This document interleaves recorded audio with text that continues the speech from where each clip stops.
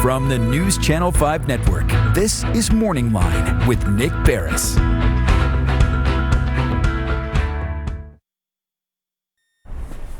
Good morning, everyone. Thanks for joining us on Morning Line. Nick Barris here with you on a Thursday. A good show on tap for you. I invite you to join in the conversation with us this morning. An awful lot going on. We're going to touch bases with a political science expert from over at Vanderbilt in the latter part of the program. If you have any questions or comments about where we stand right now in the presidential election.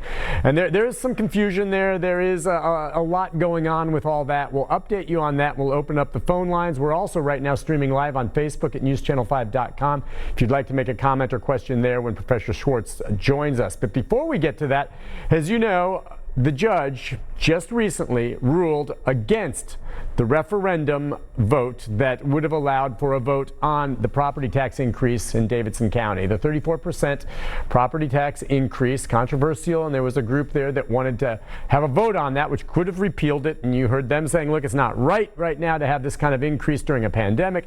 You heard folks that supported the idea of the property tax increase, that the city simply had no choice because of tough financial situation even before the pandemic and the tornado hit. Well, as it stands now, with the judge's ruling, the property tax increase stays in place. Is that set in stone? Where do we go from here? For that, we're going to be joined by Metro Councilman Bob Mendes, who's joining us on Zoom. Good morning to you, Councilman. Thanks for joining us this morning. Good morning. Thanks for having me on. So let me ask you this then. The judge's decision comes down. What, in your mind, does this mean in terms of the property tax, this 34% moving forward now? Is it now a go, for sure? Is there anything that can be done to challenge it now? Well, I'm sure that there's going to be an appeal to ask the appellate courts to change the judge's ruling. I don't think an appeal will be successful. And so, yes, it's a go. We're already 4 months into the fiscal year. Tax bills have already gone out. Tax bills are due no later than February 28th here in about 4 months. And so it should be done. And thankfully, we've got clarity one way or the other about what people need to pay on their bills. And I guess part of the problem while we were waiting for this to occur was that people maybe waiting to pay their bills were thinking, well, let's not pay just yet because we'll see what happens if there's a referendum. And how was that and other elements of it affecting the city while we were kind of in limbo? Was that creating a problem financially to some degree, even though nothing had happened yet, but it was in limbo? It was going to create a problem over the next few months in November and December. We think about property taxes on our homes, but half the property tax revenue is on commercial properties. Most businesses will pay their property taxes before the end of the calendar year. And so you get this big old bill and there's a referendum and a lawsuit. I think a lot of people weren't going to pay the bill until the litigation or a referendum was resolved, and that not paying the bill was going to make it hard for Metro. So again, the early clarity by knowing now, when there's still 4 months to pay the tax bill, should make it so Metro's regular cash flow that it usually gets every year at the end of the year should be intact, and that's a good thing for paying Metro's own bills. Okay, and again, just remind folks, and I'm sure you've heard from some of your constituents on one way or the other, why this was important. And I don't think anyone on the Metro Council wanted to feel as though there was no choice but to do this. No one likes increasing taxes. We all know that. I know you don't like doing that, but you felt there was no choice. How significant is this for the city? And what would you say to the folks right now who are just so disappointed thinking, wow, how am I going to pay this during a pandemic? I absolutely appreciate that. We some of us have been working on trying to get the tax rate fixed for several years now, and lost a couple of years in a row before this year. And one thing we all know is bad news doesn't get better by blowing it off and pushing it into the future.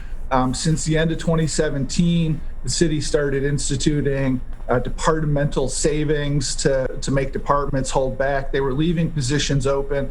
We all know that you can't get a police officer to show up at a non-injury accident because they're so busy. People wait all day at codes for permits. And all this is because the city has been undersized given all the growth that's been going on.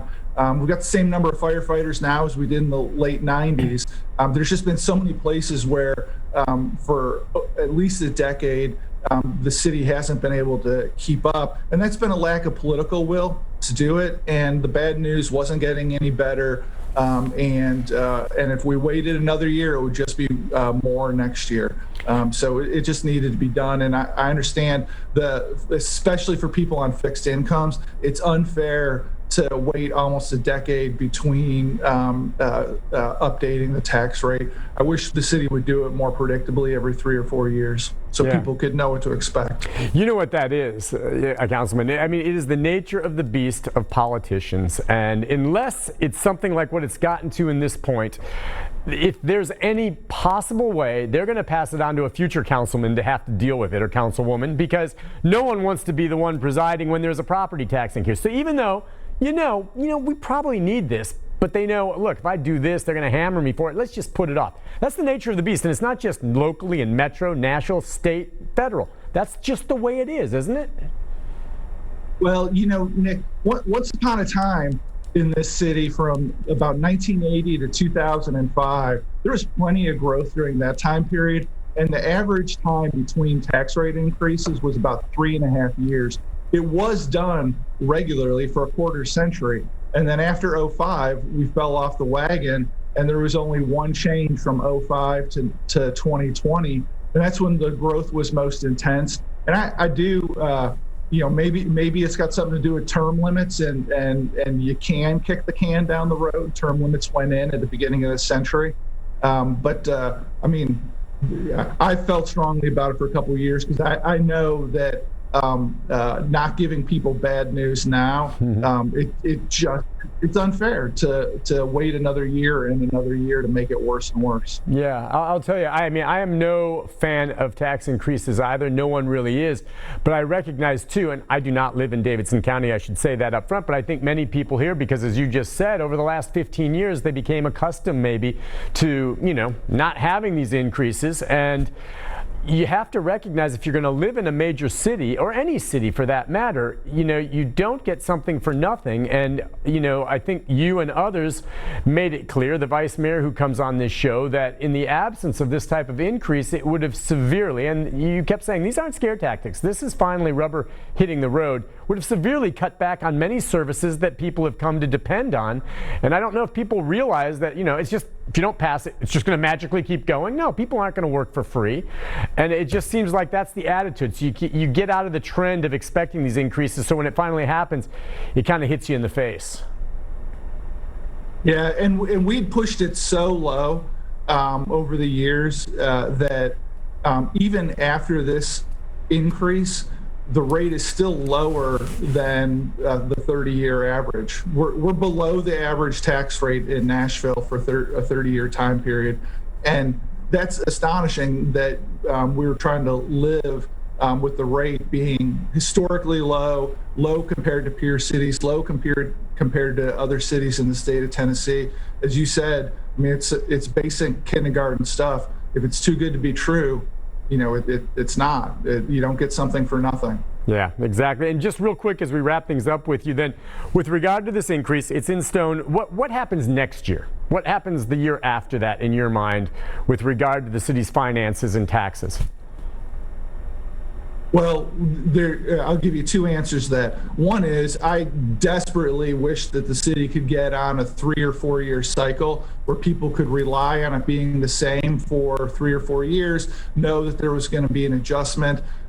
Even folks on a fixed income could be able to plan accordingly, and it would be manageable. I desperately hope that that's the case. We do have the additional wild card of we're in COVID still.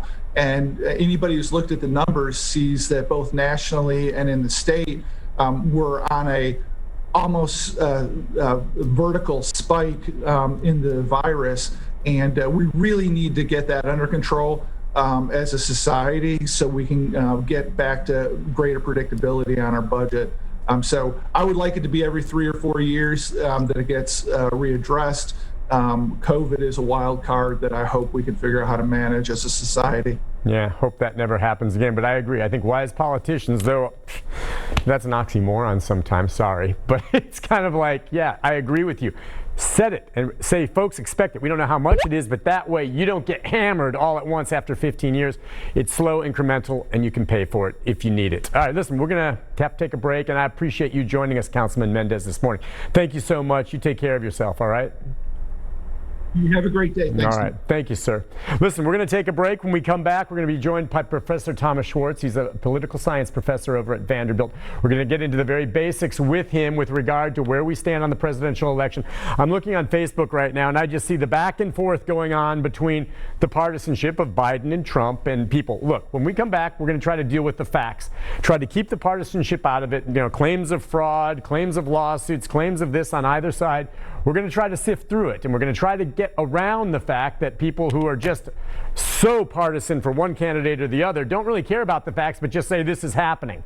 That's not the way it's going to work, and that's the way we're going to try to clear it up coming up. If you have a question or comment, call us or ask it here, or you can continue to voice your opinion, and I see you're going back and forth on Facebook, which is perfectly fine. We'll take a break. Be back with the professor right after this.